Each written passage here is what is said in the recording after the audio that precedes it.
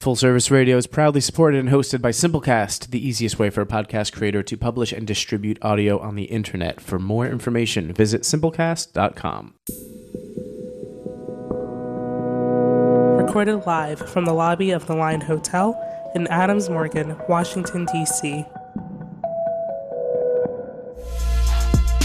Peace and welcome to the Edible Activist Podcast. I'm your host, Melissa L. Jones, broadcasting live from the lobby of the Line, D.C.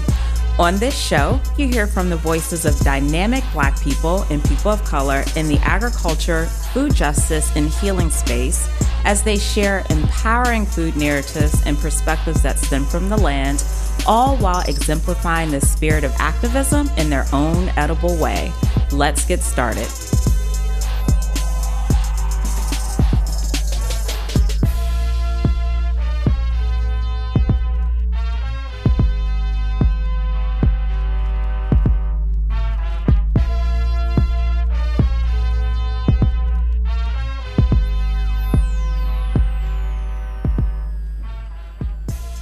Peace, peace, peace, and welcome to the Edible Activist Podcast. I'm your host, Melissa L. Jones, broadcasting live from the lobby of the Line, D.C., here on Full Service Radio. Okay, so we are keeping the conversations going with all things Black History 365, okay? So for those who have been tuning in for the last two shows, as a recap, or for those who have not, as a recap, part one kicked off the series with yours truly and farmers Maisha Taylor and Jeremy Carey on how we show reverence to our beloved culture and past.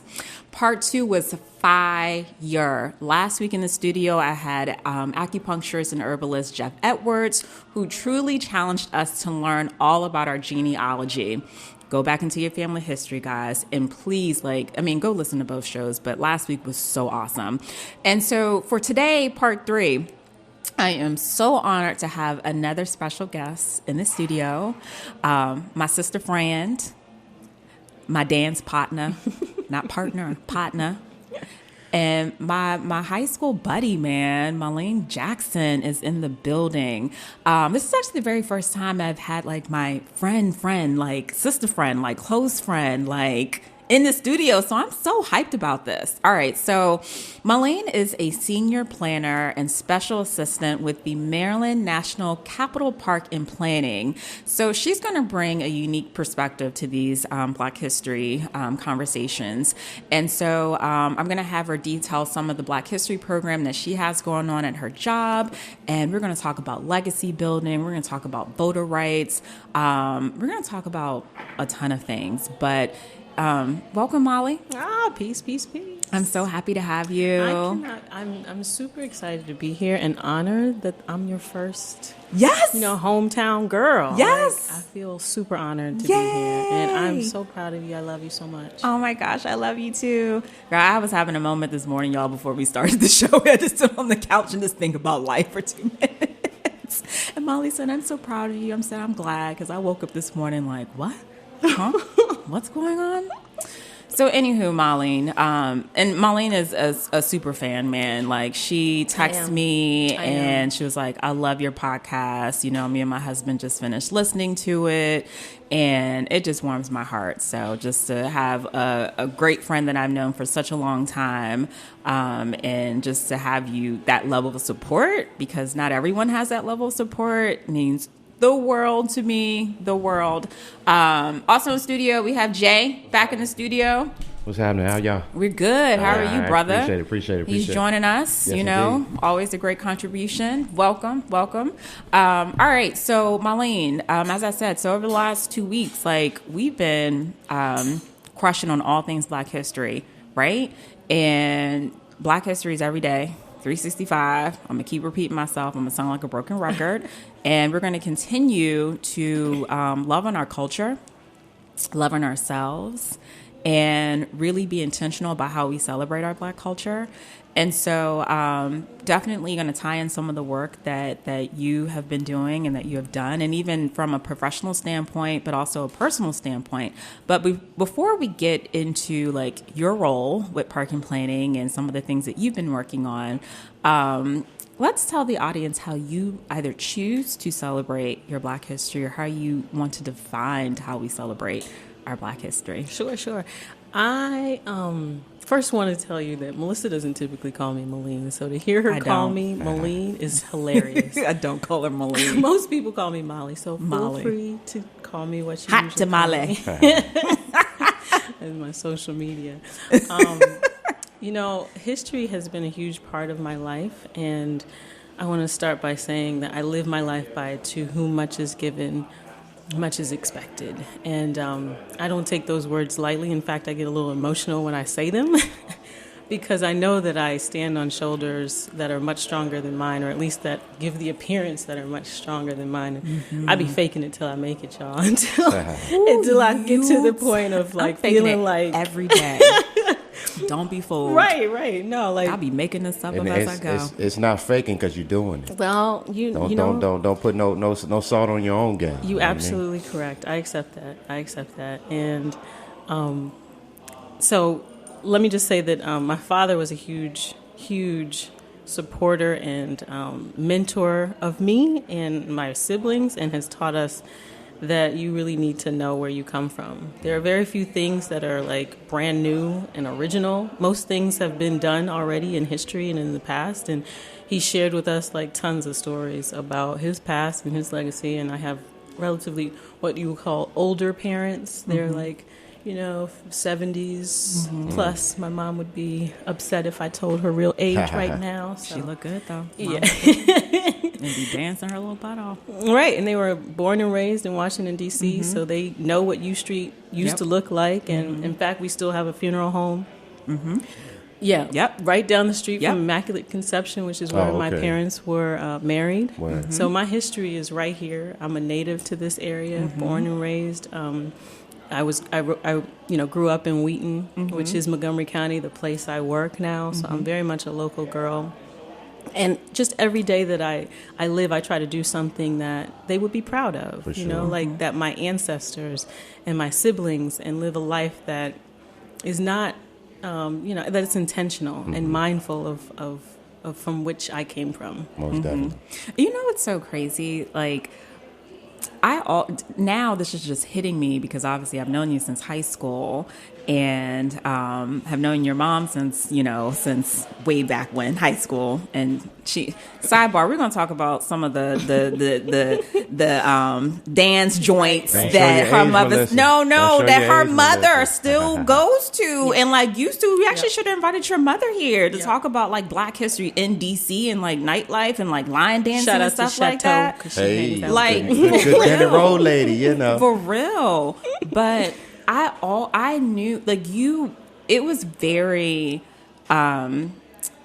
visible or apparent how connected you were to your family and your roots. And I always knew that because in talking to you, you would always, I feel like the stories would always involve your dad, especially your dad, and I've always felt that in high school, always this sense of ground, you were grounded, grounded. My parents taught us, we need to know who we are. And it was always, it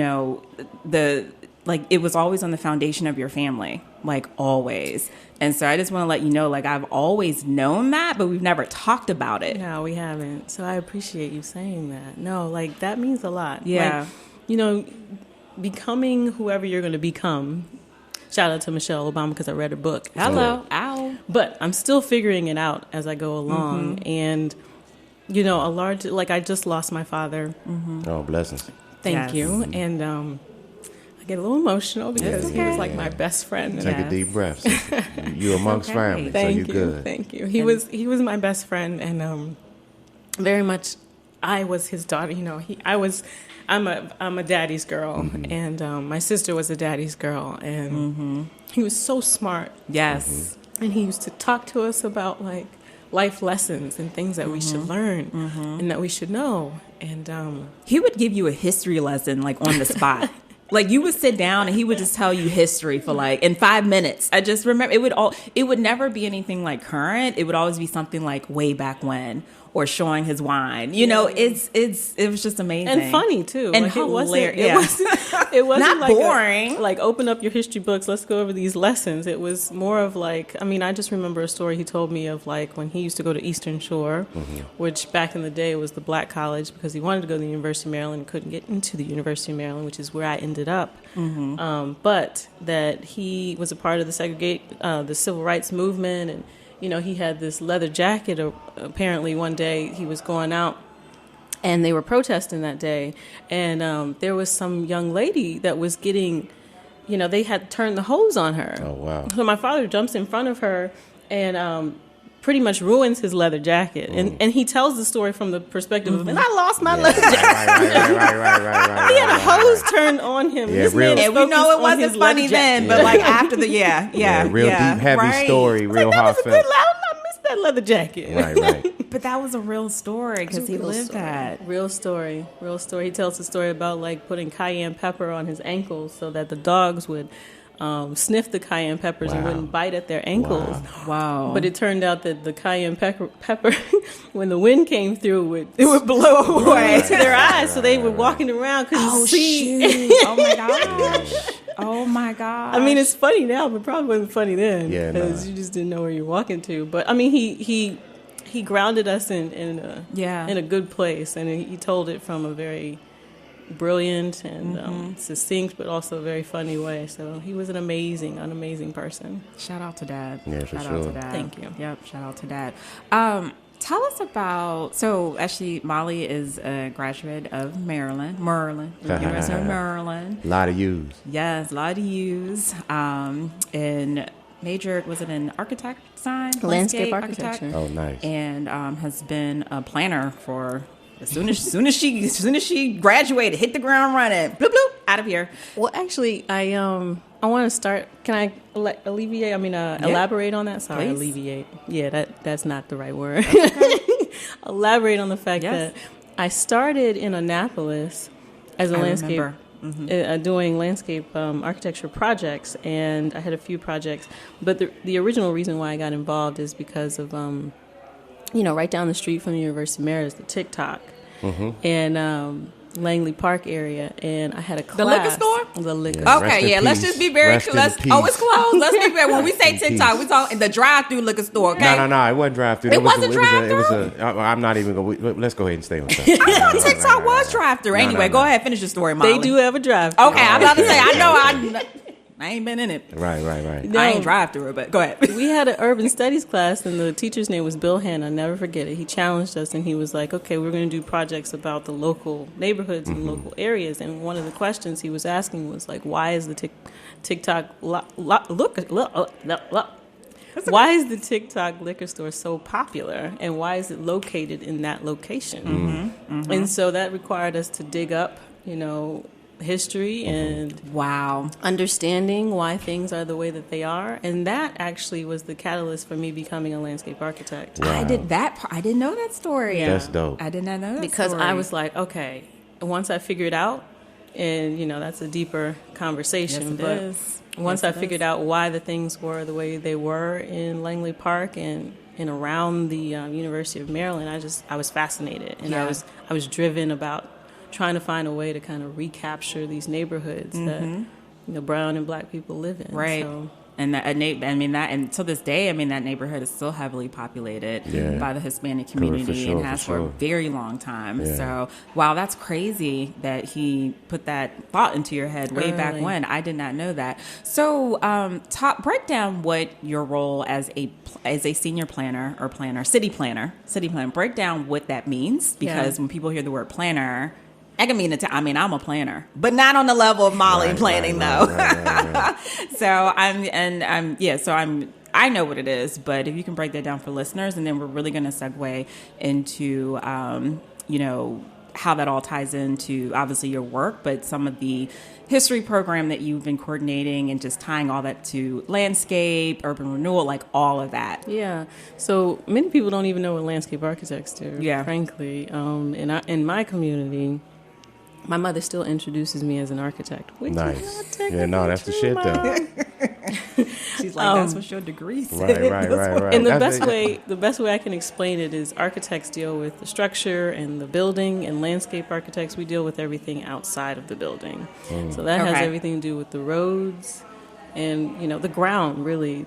Knowing what's in the ground and being able to assess whether or not it's structurally sound to build on top of it. And, people automatically assume that it involves gardening because they've seen a few movies. It can. Many landscape architects, great architects, do parks and gardens.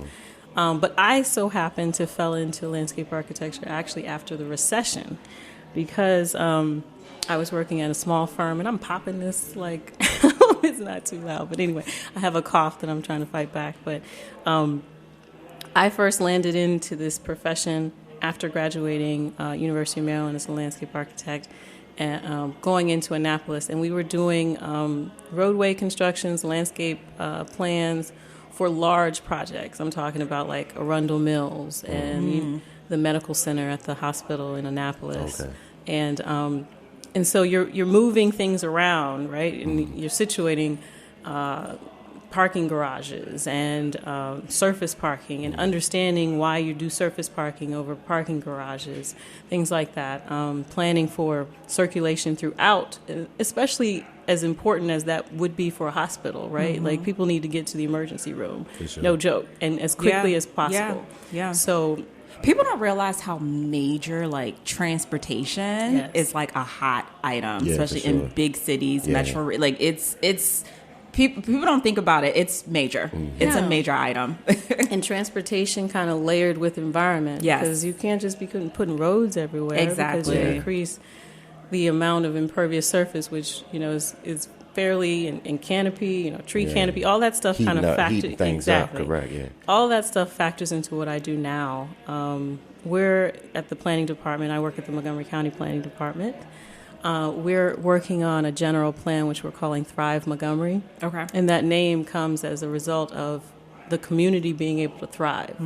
So when you think about community planning, it's kind of the behind the scenes stuff that happens. It's your ability to walk to the grocery store. Right. It's your ability to have all the amenities in your neighborhood that you actually need in order to be successful.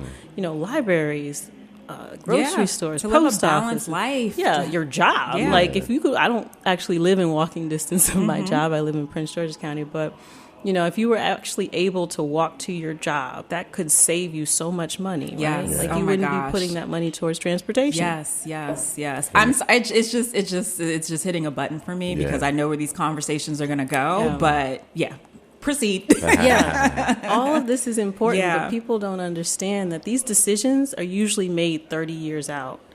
So planning is one of those industries that doesn't get a lot of focus in our community because it has been a sore spot for us. Yeah, for sure. To be frank, historically we haven't always got the best of the best in our neighborhoods. Right. And that's a problem. And that's exactly why I went into this realm, is because I didn't see enough brown people making those decisions on our behalf and stepping up and letting them know, no, we want a park too. Yeah. For sure. And we need seating and we want trees. Yep. And we want we got dogs too. Right. We We might want a dog park. Right. Hello? Right. Let's not take over Howard, Right. Speak on it.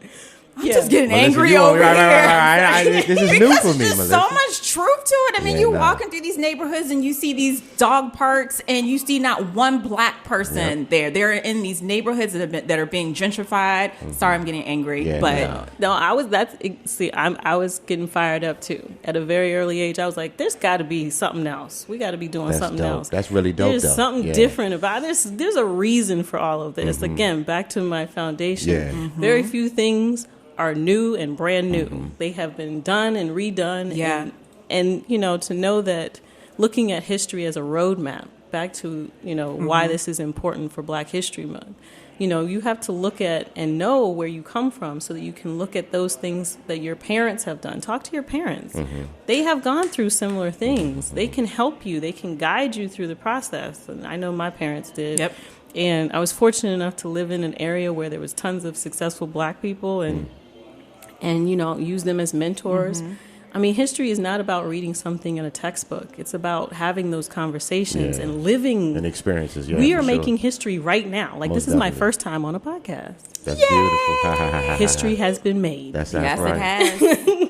Making it right now. So it's not a textbook. It's about how you live your life and the things that you learn from the past and you bring to the present and you reinvent them so that they matter to the people moving forward, generations from now. We're making history right now. We don't have to wait for it. And let me just be clear. When I get fired up, everybody should be getting fired up. Definitely. It shouldn't just be me. It should be everybody. It should be the white person, the black person, the Asian person. It affect everyone, but that's also part of the issue. Yeah, because they're not. Because they're not. No, and I mean, I have 2 brilliant young sons, but at the same time, like, I think, we as a generation, we're not getting fired up as much as we should. No. And I might be, some are and some definitely aren't. Yeah, we are for sure. Right, we definitely are, right. but definitely more. Right. I think like to Melissa's point, like, we should be protesting when we see certain things happening. We should be holding our public officials accountable for certain things. And that takes a lot of focus and energy. And I want to come back to what I originally said, which is that they're not. It's just, there's tons of distractions out here. Most definitely. Yes. And we have to be able to acknowledge when we are being distracted. Yes. From Molly. From actually what the problem really and truly is. Like, social media, I love it. I get on it. But it's a tool. It's a tool. Exactly. It's a very important tool, like, but it's a distraction at the same time. Right. Even like the foods, the types of foods that we eat, they can prevent you from living your best life. And you got to recognize that, maybe I don't need that Popeye's chicken salad right now. Maybe I need to eat these salads and get these vegetables in because I need to be awoke. That's correct. I need to live a long life. But going back to your comment about, the project that you're working on, Thrive Montgomery. Yeah. Most definitely. So creating those spaces, right? Yeah. And acknowledging that, areas such as Langley Parks and comparable need the same spaces that the neighborhoods right next door to us where we are, whether it's Noma, wherever, like, we need those same parks. We need those gardens, right, Jay? We need those community gardens. We need that. Yeah. We need that. Yeah. There's no doubt. We all need that. And we need to find creative ways to make sure that everyone has access to good food. And, I just was learning about hydroponics and growing food indoors. And, and there's something to be said about getting back to the land. I know you I've heard this on another podcast before. Oh, yeah, but we beat that into the ground. That. We beat that into the ground. Getting back to the land. You see me firing up the bird bees, right? You got to get back to the land. Sorry. Go ahead, Molly. I just think that it's important for you to know how your food is grown and to take ownership over some of the things that you're eating. And that all factors into history because you can't make history if you're not healthy enough to get there. Well, I had a quick question. Do you grow? Do you grow vegetables? I don't. I know sister. I'm a hypocrite, right? No. You're not a hypocrite. The layers of the onion just haven't been peeled yet. Exactly. Same as Melissa. Yeah, but my father was a grower. My father was a grower. In fact, I have fond memories of him doing peaches and grapes in our backyard in Wheaton and feeding us watermelons and peaches and things like that. That's so beautiful. I have it in my blood. Yeah, I was going to speak to that for sure. I haven't yet actually got to the ground yet. All right. Well, we're going to get the hesitation out your voice because the spring is coming. We got 20-something days. It's really about making the time. That's the biggest thing. For sure. It's one thing. I mean, Molly has a ton on her plate, literally. Yeah, most as definitely. do I. But it's being intentional and making the time to actually grow and plant, or linking up with your community garden to do that. It's being intentional. But so there's that. But then there's those who are really concerned about who don't have access to it at all, and it's via these systems that have been set in place 30 plus years ago that are intentional systems, but it's fighting on their behalf, because we can go to moms or right now we can do that. We have options. Correct. We have the means. That is a level of privilege, if you will. That's what you want to call it, whatever. But it's also for me a form of activism because I can choose where I spend my dollar. And so there are different layers to it. I was talking to someone the other day people get into this space for different reasons. Whether you're a grower, you're a farmer, some people are straight up activists, and you're going to see them on the front line. I'm the one saying this is where my dollar isn't going to go today. For sure. That's me. Like, that's that silent, and I very much so know that that's you, Molly. You know, and making those decisions. So, girl, don't feel bad about not growing. No, yeah, it ain't we'll get there. But it is in your blood. It is in my blood too. It's in all of our DNA. But there's so many levels to it. But I mean, we are so, and we need soldiers on all levels. Yes, most definitely. Yeah. Yes, we need to be on the ground, but we also need to be building. And in the offices, like kind of the path somebody got to do it. Correct. Which is where I fall into place. You know, so back to the comprehensive plan, we're looking at environment, we're looking at climate change, we're looking at transportation. The group that I spend the most time with, because it is a passion of mine, is equity.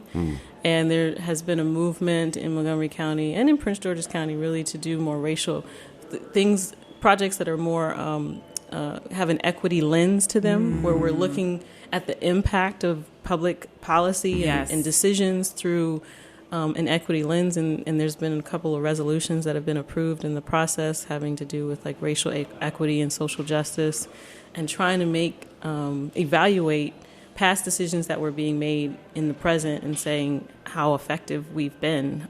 Speaking of a past policy, was urban renewal. Has long plagued our community, and redlining. Again, these things are not new things. They're not new. For sure. They are not new. They have always been there in the background. We just didn't fully understand what was going on at the time. You know, we haven't had the privilege of being able to move into any neighborhood. Correct. Yeah. We couldn't read. Yeah. They didn't want us to read. Not allowed to. Right. I mean, how could you? Yeah, it was about control. You can't give the world's most powerful people the tools that allow them to enhance and build. Knowledge is power. That's correct. If you can read, you can do anything, right? Yeah. So it's like years of setback. And so, so I definitely want to segue. We typically take a break. We ain't taking a break today. Because I can say so. Boss lady teams, definitely want to segue into, because Molly is very much so into educating from your daddy. She get it from her daddy. Like I'm preaching all the time. Nah, but that's beautiful. That's the spirit. That's your ancestor. That's your father in you. But in a non-judgmental way, though. I hope so. For sure. In a non-judgmental way. Because I'm a work in progress. Definitely want to talk about some of the Black History programming that you've been coordinating for the past few years, actually. And I love it because this is in the corporate space, and the content is just dynamic and a lot of those topics. I mean, most recently, it was a lens on voter registration. African Americans and the vote is the national theme. And let me just say, I could not do this planning without the effort of like 30 plus people on the committee that do this in their spare time. Shout out to them. You know, on top of their regular jobs. Exactly. We have responsibilities that we have to get done. But aside from that, we do take some time to plan a month-long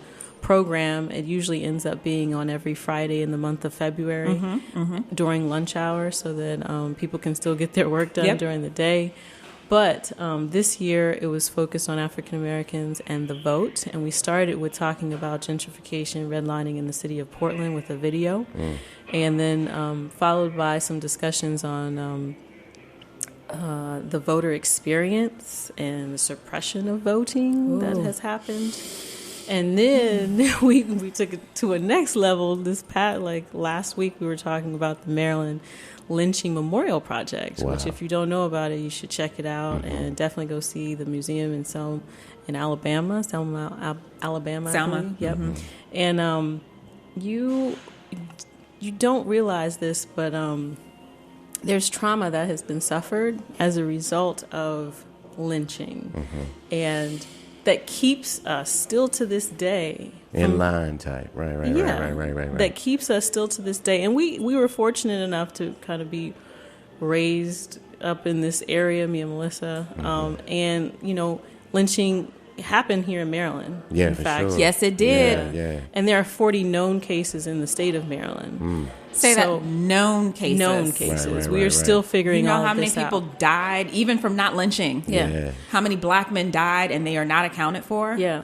No. There's tons of undiscovered, uncharted territory in this realm that they're still, because I'm not actually a part of the memorial project, but I hope to get more actively involved in it, actually. For sure, manifest it. And there's trauma that has been suffered that keeps people from voting to this day. Because lynching was a method of suppression, of suppressing people's voice. And with the census coming up and our ability to be counted, and I can't stress the importance of participating in the census. Black and brown people, we need to participate in the census because they will not give us what we don't ask for. Yeah. Census is such a touchy topic, man. Yeah, I agree. Yeah, I agree with you. It's so touchy. Yeah, I was going to speak to that. It's super sensitive. It has layers. Yeah, definitely there's so many layers. I had a quick question speaking to the census, kind of going in that direction, because I've been seeing a whole lot more commercials and different things like that, and even individuals, brothers and sisters that I know that are definitely encouraging, similar to like the way that over the last couple of years we've seen like the get out and vote or die, things of that nature. Vote or die. Yeah, correct. But just to that census, you know how it goes. It's just like when Jehovah's Witnesses come knock on the door. Anybody comes knocking on your door that you don't know, and they're not bringing you something that you're looking for, a package or things of that nature. Can you speak to that to educate us a little bit more? If you know. Well, I don't have all the details on the census and how it's being, especially because it's being arranged and forged differently in different jurisdictions. And so there's usually a committee of folks. In Montgomery County's case, it's under the executive branch, and they're putting together a committee and people that are working towards relating to people and reaching people wherever they are, meaning hiring people that look like the types of people that they're trying to reach, and being able to speak the same language that they speak. There's a tremendous effort going on in Baltimore, the city of Baltimore, and trying to put together some of the local ambassadors and stakeholders so that they're familiar faces and that people feel like they can, have conversations, one-on-one conversations with people that they know in their neighborhoods. So tons of opportunities to volunteer, I know. Yeah, for sure. And get involved with being counted. But I guess my plug to us, my hope is that we don't let this pass us by. If you have questions, you need to figure out answers to those questions. Like, get online, talk to whomever you need to talk to, call whomever you need to call. There are many contacts in this area, and your questions can be answered. But to never ask your question because you're afraid of what's going to happen. That's not good enough anymore, folks. We actually have to get that out. We have to work through our struggle. We do. It's just such a catch-22 for so long not wanting to be counted, and now we need to be counted, or you want to count it. I hear you loud and clear, sister. I hear you loud and clear. Especially for you to get the funding that you need, that's what it comes down to. That's what it comes down to. And if you aren't counted or you don't have those numbers, you're not going to get that funding or as much as you should be getting to. And it affects, registration, voting. It affects, I even think it affects the electoral college and the amount of delegates that you get. So I know that it affects our process, our legislative process, for sure. And considering we are in the process of electing a new president, trying to... God willing, man. Say it again. That's another thing, man. President. I know voter registration was so the whole theme for your Black History Month planning was with a lens on voter registration. And, we have to vote.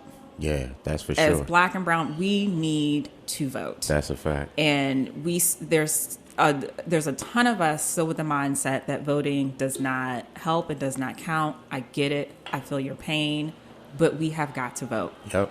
If for this only reason our ancestors died. That's correct. They took bites and bullets and they took all of that They were thinking about this generation. That's right. So everything that we do, honestly, I understand that we want, live in the moment. We're gonna live our best lives, right? But every decision that we're making is for the next generation. Yep. And if we don't vote and if we don't be part of the census, like, I mean, again, like Molly said, like these are decisions that were made 30 years ago. Yep. We are making those decisions for the next 30 years and beyond. So you have to think about your great grandkids, your grand, we are making decisions for the next generation. Yeah, and the comprehensive plan that we're working on, Thrive Montgomery, it's for, my kids. It's for my kids' kids. Yes. It's not for me. It's not for me. It's not for us. It's not for us. And that's usually how it happens. Yeah. Like these things are not, they don't, the development that you see is like 20 years in the making. Yep. They've had to go through some type of permitting process and speak to legislators. Mm-hmm. I mean, I was just driving in. I mean, I took a lift in because the metro was running a little late, but when I took the lift in, I could see tons of, you can count the cranes in the air. Yep. Those things are not cheap. Yeah, things are not cheap. They say that if you see a metropolitan area with 6 or more cranes, then it's a major kind of overhaul. Oh, really? I didn't know that. Oh, no, yeah. And that was something I read like probably 10 years ago. Yeah. But I mean, downtown DC is the prime example. 12. You can see 6 in just your turning around eye space. Yep. So yeah. So, and those types of projects to that level, to that degree, with a crane involved, they usually take 20 plus years to be in the making. So these decisions have usually occurred years before they actually happen. Have been discussed. Mm-hmm. Wow. For me, and my brothers and sisters. My father's a native Washingtonian as well. We grew up in the area. But when Pop saw Anthony Williams came in and started doing that big business talk, and we're bringing in this to D.C. and that to D.C. and things of that nature. Obviously coming off the great Marion Barry, and then unfortunately Sharon Pratt. You know what I mean? With Anthony Williams, with Mr. Bowtie, he came in and he kind of set the mold for, and we're looking back at time, that was 20 years ago. Yeah. So he was the one that kind of stuck the flag in the ground, like, all right, DC's about to change. You know what I mean? So. And there's layers to that too. Yeah. I will tell you that it's not easy to run a city, not easy to run a planning department, not easy to run. But I'm not. Somebody got to do it, right? Yeah. I'm glad it ain't me. Yeah, for sure. All I mean is we probably could have a whole nother podcast on Washington, D.C. Yeah, we can. I am interested in, and we have about 10 more minutes, but as your role as a planner, special assistant with park and planning, with the landscape ever-changing and gentrification not only happening here in D.C., happening in Detroit, as I always say. Yeah. Oh, it's happening in Mississippi. How about that? That's crazy. Absolutely. That's crazy. In Jackson, I've already called some things out, and I see it changing immediately. Wow. Yep. They are going in and buying up their and there's trauma suffered from gentrification. There's so much trauma from gentrification. And the displacement of people. Mm-hmm. Let's just be clear, gentrification is not a good thing. Nah, hell no. Hell no. And I wish people would realize, acknowledge the fact that when you move large groups of people out of an area, gentrification is just another one of those catch-22s to me. I mean, you have some people who are... They don't like what it does to communities that are being booted from their homes, and it's places that they've been living, in for decades and generations. But at the same time, introducing something fresh. I don't even know what the correct word is. It's a catch-22. But I feel you. And I don't like it happening because it's not me. I feel a certain way when I'm walking through a neighborhood in DC and I see an entire community of people who don't look like me, and I say, where is us? Right. Why aren't we here? We know the reason why we're not here. That is a problem to me. Yeah. The other question is, do you care? Right. That's the question right there. That's the question. Do you care? So the other thing is, I'm passionate about real estate development. And this is where I put my real estate hat on. We're going to talk offline because I've been digging deep. Investing in the land and providing amenities for communities. It's like, do you care? You counteract gentrification by working from the inside out. Correct. Not from the outside in. Like, you have to be a part of the community. You have to go to those community meetings. Right. You got to talk to those folks and figure out what they need. Before you just come in there and just start, oh, I think I can make money from this. Yeah. Oh, that's a good point, Molly. That's a really good point. That's another really good point. Yeah, that's another excuse me, that's another reason why, by me being a farmer, it's so it's I mean, and I've spoken with Melissa about it before. I look at it like, that's my reparations. I don't need 40 acres. I don't need a mule. Just give me some space. And even if you don't give it to me, that's fine. I'll throw some wildflower seeds, and that'll get pollinators over here. That'll get next. Yeah. All right, cool. That's fine. You mad that there's flowers right there? You mad about that? You mad? You mad that the black man put that in the ground? Oh, all right, that's cool.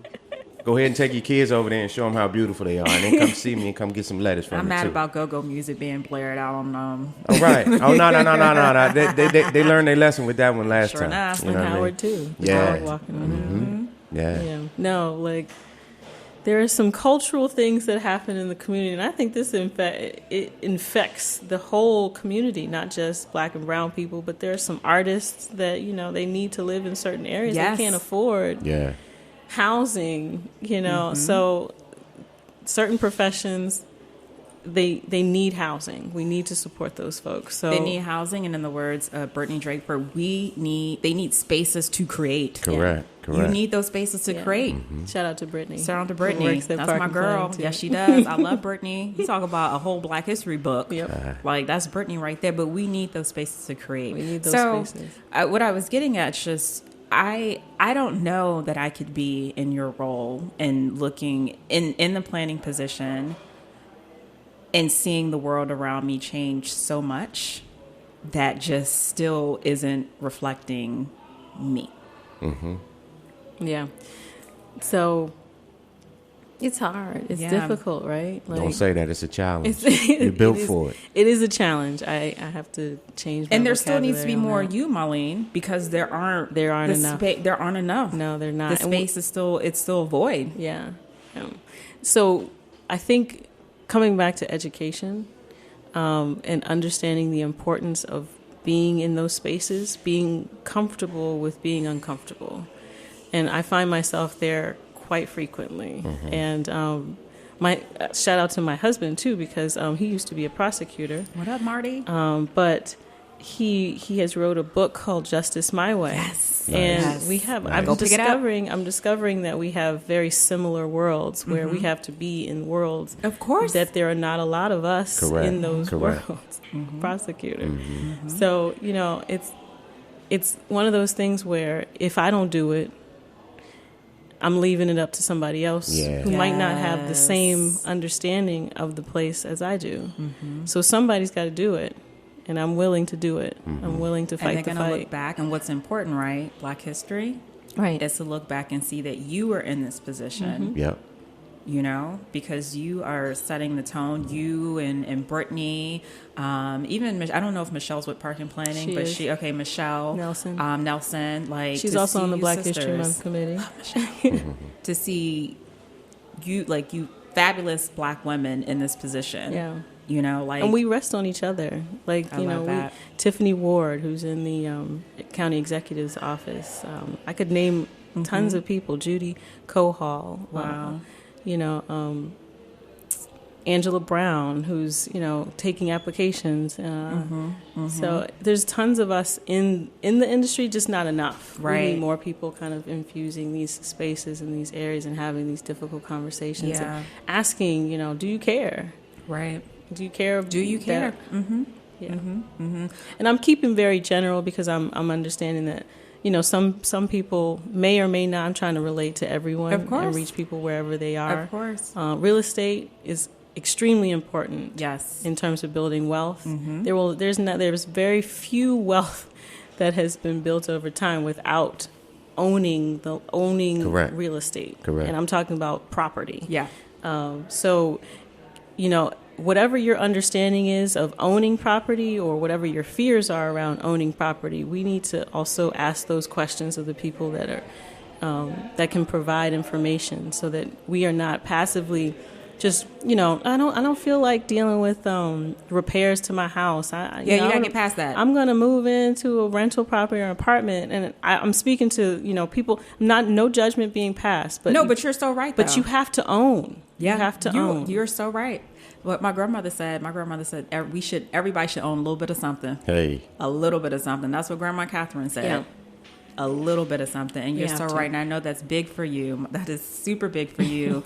And one of the many things. So late, and I know we have to wrap up in a few minutes. But great podcast that I've been listening to, Earn Your Leisure, by two amazing Black brothers in New York. That's all they talk about is wealth building, property.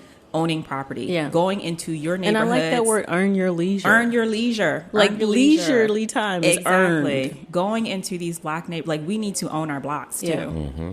We need to own our blocks. There was a time when we did own our blocks. Oh yeah. Yeah, oh, yeah. There was. There was a time where U Street was all Black. Correct. That's correct. There was a time. Mm-hmm. Yeah.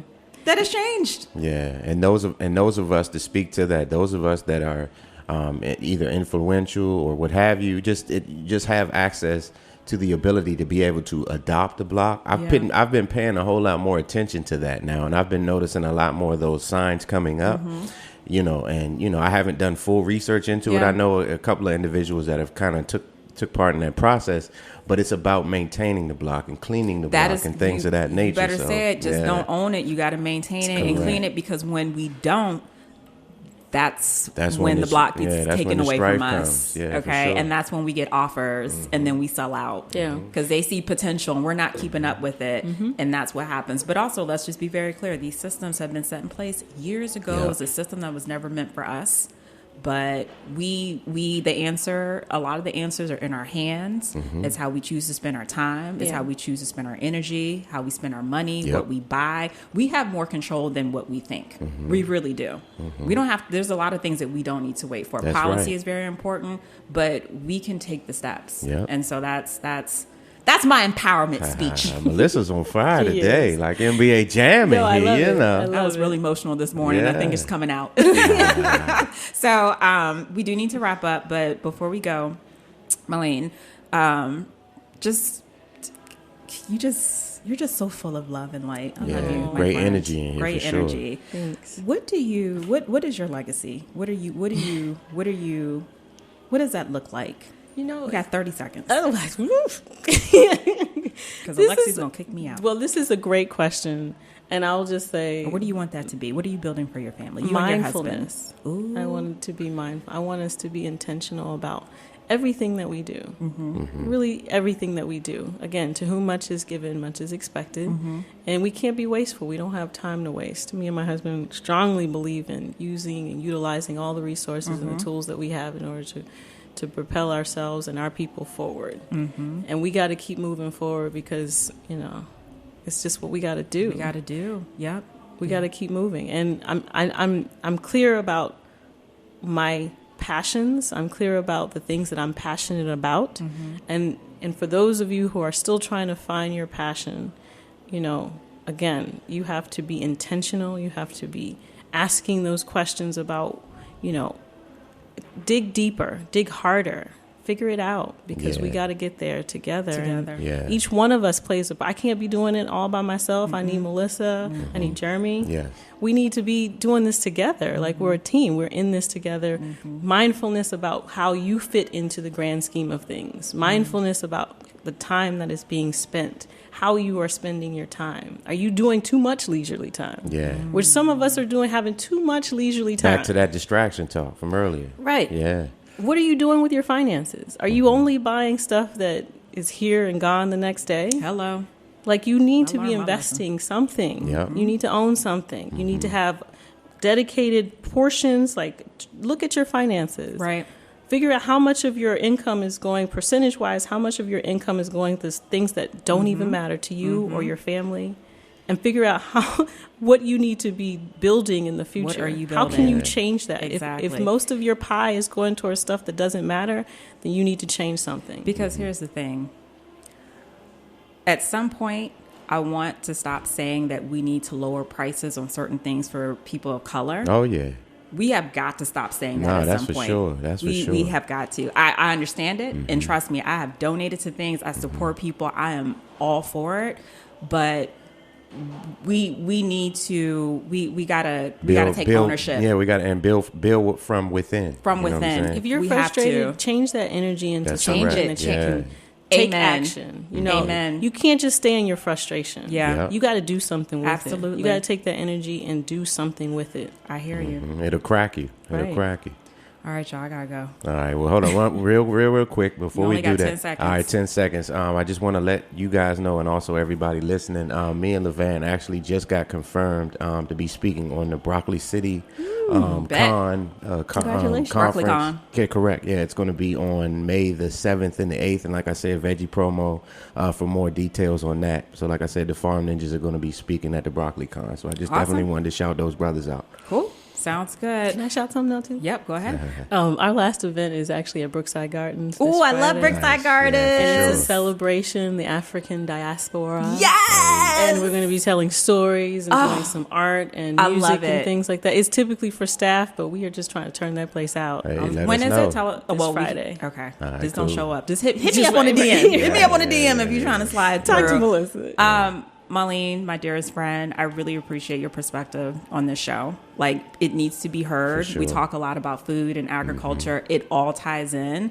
The planning part, the voter rights, I mean, all of that. Like, we need more of those conversations. And I just thank you that you are definitely a leading servant in this space. And definitely want to have more conversations throughout the year about this, because it's Black History 365. And us Black and brown folks, we need to be educated. So today felt like a masterclass. It's always a masterclass. That's what it felt like today. All right, peace, y'all. All right, peace. Peace. Thanks for tuning in. You can catch today's episode on fullserviceradio.org, as well as iTunes and Spotify. Be sure to follow Food Talks in Color, that's just the letter N, on Instagram, Facebook, and Twitter for all updates. Are you an edible activist? Sure you are. Come join me on the show. Just shoot me a DM on the gram or connect with me at foodtalksincolor.com. And if you're interested in sponsoring this podcast, let's connect. Peace and blessings. And remember, in the words of Baba Tariq Adunu, there is no culture without agriculture.